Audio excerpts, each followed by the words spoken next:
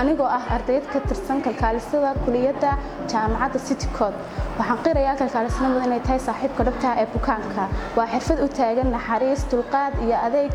bini'aadanimo kalkaalisadu waa codka bukaanka aan hadlay waxaan si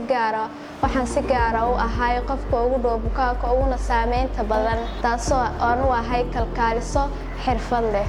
waxaan leeyahay waxaan ku hambalyeynaa maalintan qiimaha badan ee World Nursing Day waxaan hambalyo u dirayaa dhammaan kalkaalisooyinka Soomaaliyeed iyagoo ku shaqeynaya duruufo adag iyagoo aan ka daalihayn daryeelka bulshada ee caafimaadka waxaan si gaar ah hambalyo u dirayaa macallimiinta qiimaha badan iyo dhammaan ardayda nursing oo aan isku xirfadanahay iyo dhammaan inta ku hawlan horumarinta kalkaalisnimada ama kalkaalisyaha Happy International